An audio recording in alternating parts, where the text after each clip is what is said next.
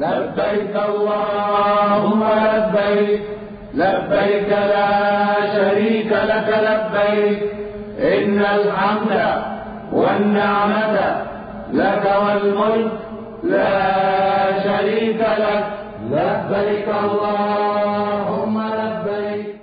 نحمده ونصلي على رسوله الكريم اما بعد فاعوذ بالله من الشيطان الرجيم بسم الله الرحمن الرحيم رب اشرح لي صدري ويسر لي امري واحلل عقدة من لساني يفقهوا قولي.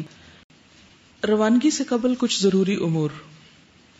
سب سے پہلی چیز یہ کہ اپنی نیت اللہ رب العالمین کے لیے خالص کر لیں. قرآن مجید میں اللہ تعالیٰ فرماتے ہیں وَأَتِمُّ الْحَجَّ وَالْعُمْرَةَ لِلَّهِ، حج اور عمرہ اللہ کے لیے کرو، دکھاوے کے لیے نہیں، حاجی کہلانے کے لیے نہیں. رسول اللہ صلی اللہ علیہ وسلم نے فرمایا انما الاعمال بالنیات، اعمال کا دار و مدار سراسر نیت پر ہے. انس بن مالک کہتے ہیں کہ نبی صلی اللہ علیہ وسلم نے فرمایا اللہم حجۃ لا ریاء فیہا ولا سمعہ، اے اللہ حج کے فرائض کی ادائیگی مقصود ہے، حج چاہیے، دکھلاوا اور شہرت نہیں. ٹھیک ہے، تو حج کس کے لیے؟ اللہ کے لیے.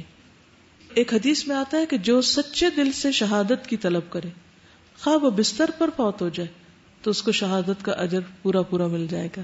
کیوں؟ نیت خالص تھی، اس کی نیت سچی تھی. دوسری چیز ہے شرک اور بدعت سے پرہیز اور توبہ. جب انسان اپنی نیت اللہ کے لیے خالص کر لیتا ہے تو اسے شرک اصغر سے نجات مل جاتی ہے. تو جو شرک اصغر سے بچتا ہے اسے شرک اکبر سے بھی بچنا چاہیے. اور شرک اکبر کیا ہے؟ کہ اللہ کے سوا کسی اور سے دعا کرنا، کسی اور کے نام کی قربانی کرنا، کسی اور کے لیے سجدہ کرنا، کسی اور پر توکل کرنا. اسی طرح بدعات کو چھوڑنا بھی ضروری ہے. مثلا عبادت کا کوئی ایسا طریقہ دین میں داخل کر لینا جو نبی صلی اللہ علیہ وسلم سے ثابت نہیں. نبی صلی اللہ علیہ وسلم نے فرمایا کل محدثۃ بدعہ وکل بدعۃ ضلالہ وکل ضلالۃ فی النار. ہر نئی نکالی ہوئی چیز بدعت ہے، ہر بدعت گمراہی ہے، اور ہر گمراہی کا انجام آگ ہے. طبرانی کی روایت میں آتا ہے اللہ تعالیٰ بدعتی کی توبہ اس وقت تک قبول نہیں فرماتا جب تک وہ بدعت کو چھوڑ نہ دے. تو اس لیے حج کے سفر کی مشقت اور تکلیف فائدہ نہ دے گی اگر انسان شرک یا بدعت کر رہا ہو. اللہ کی ذات سب سے بڑی ہے اور دعا اسی سے مانگنی چاہیے. قل ان صلاتی ونسکی ومحیایا ومماتی للہ رب العالمین. پھر یہ کہ زاد راہ ساتھ لے کر جانا چاہیے، اور بہترین زاد راہ تقویٰ ہے. عبداللہ بن عباس فرماتے ہیں کہ یمن والے حج کے لیے آتے اور زاد راہ ساتھ نہ لاتے اور کہتے ہم متوکل لوگ ہیں، بس اللہ کے توکل پہ نکل آئے. اور جب مکہ پہنچتے تو لوگوں سے سوال کرتے، مانگ تانگ کے کھاتے پیتے اور حج کرتے. اس وقت اللہ تعالیٰ نے آیت اتاری وَتَزَوَّدُوا فَإِنَّ خَيْرَ الزَّادِ التَّقْوَىٰ. تو پوری تیاری کے ساتھ حج کے لیے جانا چاہیے، انتظامات کے ساتھ. اگر مقروض ہو تو قرض ادا کر دینا چاہیے سفر سے پہلے. رسول اللہ صلی اللہ علیہ وسلم نے فرمایا جو شخص قرض لیتا ہے اور اس کا ارادہ ہوتا ہے کہ واپس نہیں کرے گا وہ اللہ کو چور بن کر ملے گا، یعنی اللہ کے سامنے جب حاضر ہوگا تو چور کی حیثیت سے. ایک اور حدیث میں ہے رسول اللہ صلی اللہ علیہ وسلم نے فرمایا مومن کی روح اس کے قرض کی وجہ سے لٹکی رہتی ہے، معلق رہتی ہے، حتیٰ کہ اس کی طرف سے قرض ادا کر دیا جائے. اسی طرح اگلی بات یہ کہ قرض لے کر حج کرنا جائز نہیں. عبداللہ بن ابی اوفا سے روایت ہے میں نے آپ صلی اللہ علیہ وسلم سے سوال کیا کہ ایک آدمی نے حج نہیں کیا، کیا وہ قرض لے کر حج کرے؟ آپ نے فرمایا نہیں. بہقی کی روایت ہے. پھر اسی طرح ایک اور چیز یہ کہ خاص امور سے متعلق وصیت کرنا چاہیے. یعنی انسان جب سفر پہ روانہ ہو رہا ہو تو اگر اس کے پیچھے کوئی پراپرٹی ہے یا کوئی ایسا کام ہے جو اس کی غیر موجودگی میں خراب ہو سکتا ہے تو اسے چاہیے کہ وہ کیا کرے، اس کی وصیت کر کے جائے، ڈیلیگیٹ کر کے جائے، کسی کو رسپانسبل کر کے جائے. رسول اللہ صلی اللہ علیہ وسلم نے فرمایا جس بھی مسلمان کے پاس وصیت کے قابل کوئی چیز ہو اس کے لیے درست نہیں کہ 2 رات بھی وصیت کو لکھ کر اپنے پاس محفوظ رکھے بغیر گزارے. صحیح بخاری. یعنی 2 راتیں بھی نہیں گزرنی چاہیے مگر یہ کہ وصیت لکھی ہوئی ہو. اگلا نقطہ ہے مصارف حج کے حلال ہونے کا جائزہ لیں.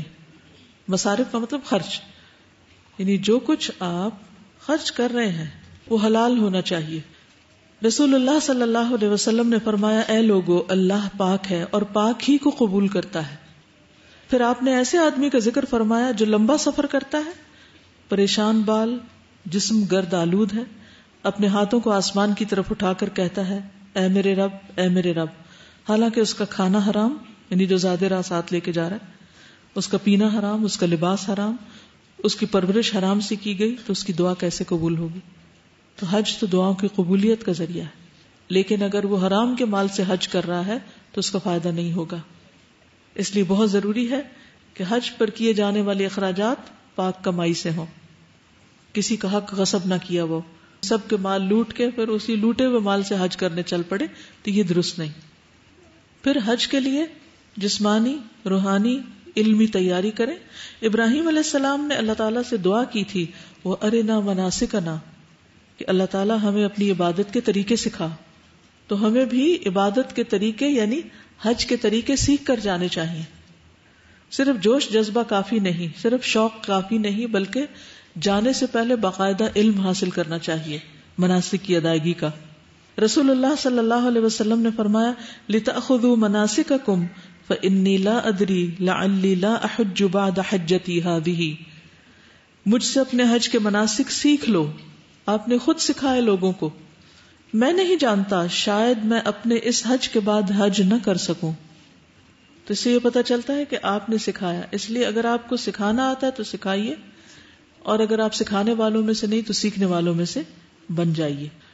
پھر اسی طرح جانے سے پہلے جسمانی طور پر اپنے آپ کو فٹ کریں، واک کریں، اپنی صحت کا خیال رکھیں تاکہ وہاں جا کر دوسروں پر بوجھ نہ بنے اور فریضے کی ادائیگی صحیح طور پر کر سکیں. پھر اسی طرح یہ ہے کہ جانے سے پہلے روحانی تیاری بھی کرنی چاہیے. مرد حضرات خاص طور پر مسجد میں نمازیں ادا کرنا شروع کریں، کیونکہ مکہ میں عمرہ کرنے کے بعد جو قیام کا موقع ملتا ہے تو اس میں مسجد حرام میں 1 نماز 1 لاکھ کے برابر ہوتی. تو بعض لوگ اس کا اہتمام نہیں کرتے، تو اس کے لیے ضروری ہے کہ پہلے سے ہی عادت ڈالی جائے کہ وہاں جا کر مشکل نہ ہو. کیونکہ مسجد سے اذان کی آواز سن کر نکل جانا جو یہ منافقت کی علامت ہے. عبد الرحمن بن حرملہ بیان کرتے ہیں ایک شخص سعید بن مسیب کی خدمت میں حاضر ہوا جسے انہوں نے حج یا عمرے کے لیے الوداع کہا. سعید نے اس سے کہا تم نماز ہونے تک یہیں ٹھہرے رہو، یعنی اذان ہوگی نماز پڑھ کے جاؤ، کیونکہ رسول اللہ صلی اللہ علیہ وسلم نے فرمایا اذان ہونے کے بعد مسجد سے صرف منافق باہر نکلتا ہے، یعنی اذان سن کے وہاں سے نکل جاتا ہے، سوائے اس شخص کے جسے کوئی کام ہو اور وہ مسجد میں واپس آنے کا ارادہ رکھتا ہے، یعنی وضو کرنے گیا یا کسی اور ضروری چیز سے. وہ شخص بولا میرے ساتھی ہررا کے میدان میں میرا انتظار کر رہے ہیں، تو اس لیے میں ابھی یہاں نہیں نماز پڑھ سکتا، وہاں جا کے پڑھ لوں گا. پھر وہ چلا گیا. راوی بیان کرتے ہیں سعید کو اس کی طرف سے پریشانی لاحق ہو گئی کہ ایک ایسا شخص ہے، یہاں تک کہ انہیں بتایا گیا کہ وہ شخص راستے میں اپنی اونٹنی سے گر گیا اور اس کی ران کی ہڈی ٹوٹ گئی. تو اس لیے اگر انسان اللہ کے راستے پر نکلا ہے تو صرف حج کر لینا کافی نہیں، بلکہ اس کے لیے ضروری ہے کہ وہ کیا کرے، عام دنوں میں بھی اللہ کی اطاعت کے لیے اپنے آپ کو پابند بنائے، اور خصوصی طور پر اگر اس راستے پر جا رہا ہے تو وہ کام صرف وہاں کے لیے نہیں، یہیں سے ان کی تیاری شروع کر دے عملی طور پر. اب اجازت. سبحانک اللہم و بحمدک اشہد ان لا الہ الا انت استغفرک و اتوب الیک. السلام علیکم و رحمۃ اللہ وبرکاتہ. والنعمة لك والملك لا شريك لك لبيك اللهم لبيك لا شريك لك لبيك إن الحمد والنعمة لك والملك لا شريك لك لبيك اللهم لبيك لا شريك لك لبيك إن الحمد والنعمة لك والملك لا شريك لك لبيك اللهم لبيك لا شريك لك لبيك إن الحمد والنعمة لك والملك لا شريك لك لبيك اللهم لبيك لا شريك لك لبيك إن الحمد